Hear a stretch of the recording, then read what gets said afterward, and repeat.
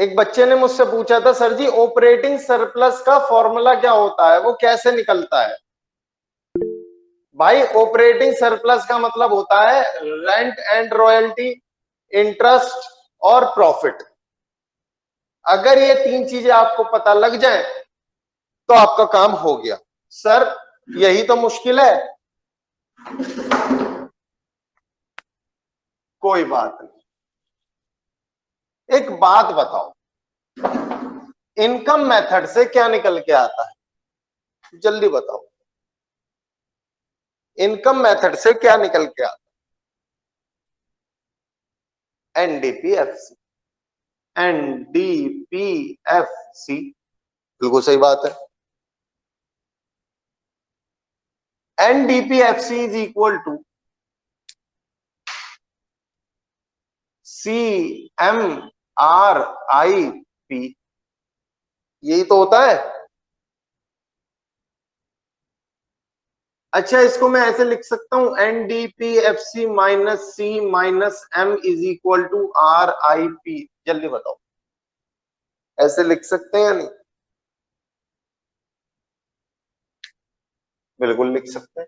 यानी अगर RIP मांग रहा है, RIP मांग रहा है, यानी ऑपरेटिंग सरप्लस मांग रहा है, तो मेरे को एनडीपीएफसी में से कॉम्पनसेशन ऑफ एम्प्लॉय और मिक्स्ड इनकम घटा देनी है, मेरा RIP आ जाएगा। बात समझ में आई या नहीं? क्वेश्चन तो मैं करवा रहा हूं, बात समझ में आई या नहीं?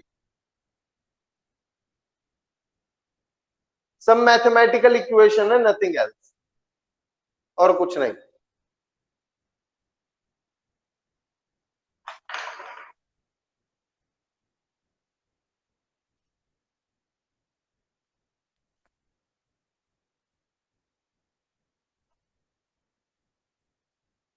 बताओ कौन सा क्वेश्चन कराऊं? 23, 24, 25, 26, कौन सा कराऊं?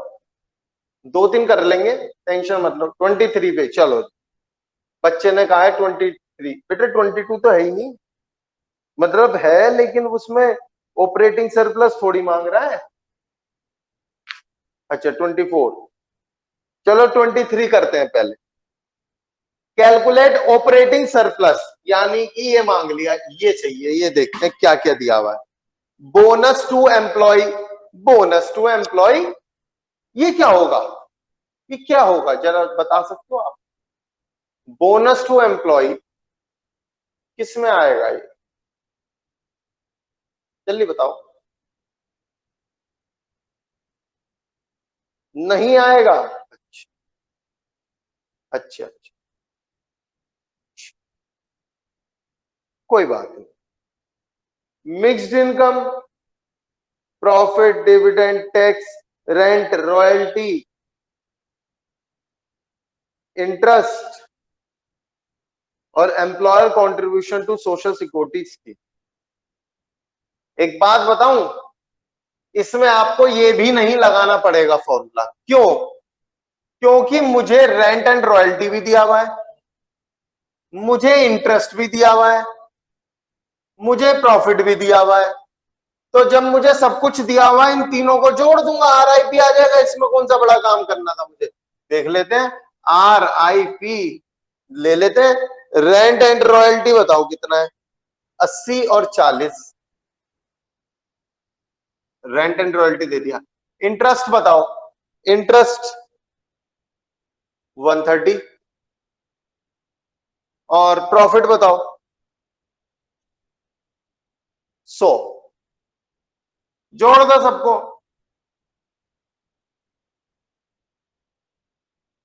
350। आ गया आंसर। कभी कभी चीजें इतनी आसान आ जाती हैं कि हमको वो हम लगता है ये इतना आसान तो हो नहीं सकता, ये कुछ और ही तंत्र होगा, हम उसको मुश्किल बनाना चाहते हैं। नहीं दोस्त, RIP चाहिए। जब मैंने क्वेश्चन का डेटा पढ़ा तो मुझे भी एहसास हुआ, मैंने कहा ये क्या, ये तो सीधा सीधा दे रखा है। रेंट एंड रॉयल्टी दे रखा है, इंटरेस्ट दे रखा है, प्रॉफिट दे रखा है, सब कुछ तो दे रखा है भला, और इन्हीं के नाम से दे रखा है। फिर तो ऐड कर दो सीधा। चलो ये तो हो गया, इसमें तो डाउट नहीं होगा मेरे हिसाब से। अगर आप कहेंगे तो मैं आगे चलूं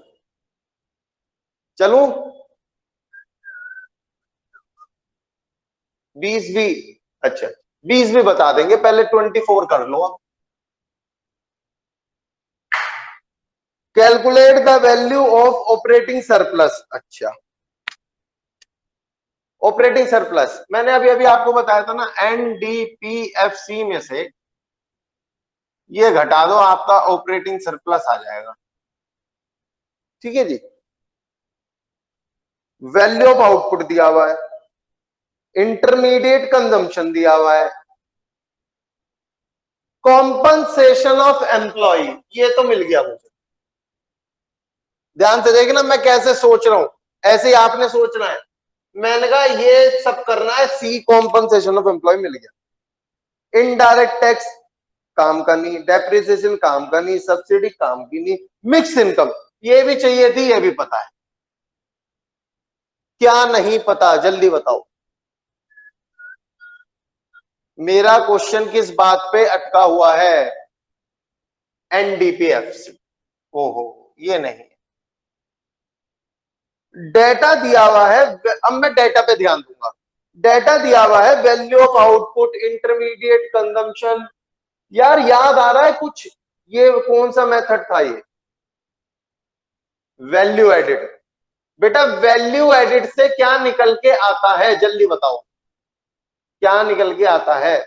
सभी बच्चे रिप्लाई करें, दो ही बच्चे हैं क्या? जीडीपीएमपी। तो एक काम करते हैं, वैल्यू एडिट मेथड लगाएंगे, जीडीपीएमपी निकालेंगे और जीडीपीएमपी को कन्वर्ट कर लेंगे एनडीपीएफसी में। क्या बड़ा काम है बताओ। क्वेश्चन का रेंज समझ आया, सोचने का तरीका।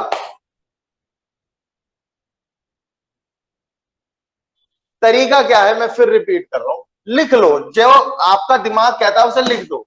अब छटाई करो, सी दे रखा है, एम दे रखा है, यही नहीं दे रखा, फिर जाओ डेटा पे। बाकी उससे पहले मैंने कुछ ध्यान नहीं दिया। मैंने इनडायरेक्ट टैक्स को कहा था, याद हो तो आपको, काम का नहीं। डेप्रिसिएशन को बोला था, काम का नहीं। सब्सिडी को बोला, काम का नहीं। क्यों? जो है वो देख रहा हूं मैं, ये दोनों चीज चाहिए थी, मिल गई। अब मैं इस पे फोकस करूंगा, तो इसके लिए मैंने कहा यार ये तो दे नहीं रखा, तो मैंने अब डेटा पे ध्यान दिया। मैंने कहा डेटा तो वैल्यू एडिट मेथड का दिया हुआ, वैल्यू एडिट मेथड से जीडीपीएमपी निकलता है, तो जीडीपीएमपी निकाल के इसमें कन्वर्ट कर लूंगा, हो जाएगा काम। तो कर लेते हैं इस क्वेश्चन को भी, क्या दिक्कत है? क्या दिक्कत है? वैल्यू एडिट लगा लेते हैं। वैल्यू एडिट का फॉर्मूला होता है value of out, value of output minus intermediate consumption. Value of output मुझे 800 दिया हुआ था, 800 माइनस 200 इज इक्वल टू 600। मेरा जीडीपीएमपी आ गया। अब जीडीपीएमपी को कन्वर्ट कर लेंगे एनडीपीएफसी के अंदर। क्या दिक्कत है? डिफरेंस देखो, जी एन डीपीडीपी एमपीएफसी, दो फर्क है। तो ग्रॉस और नेट, फॉर्मूला क्या था ग्रॉस और नेट का? जल्दी बताओ फटाफट से। ग्रॉस और नेट का फॉर्मूला क्या था? तो तुम बोलते नहीं। नेट इज इक्वल टू होता है सर जी ग्रॉस माइनस डेप्रिसिएशन। मुझे नेट चाहिए, नेट एक तरफ है तो ग्रॉस में से डेप्रिसिएशन घटा दो, यानी जीडीपी एमपी में से डेप्रिसिएशन घट जाएगा। फिर एमपी और एफसी, एमपी और एफसी के बीच का फॉर्मूला, MP is equal to FC plus NIT. FC plus NIT, FC चाहिए, एफसी चाहिए ना, क्या करूं? MP minus NIT. शुभम आप रिप्लाई नहीं कर रहे हो, आज आपके घर पे फोन जाएगा, ये ध्यान रखिएगा।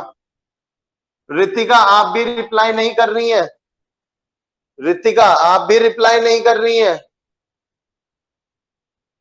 कोई बात नहीं, बात तो होती रहती है हमारी आपसे।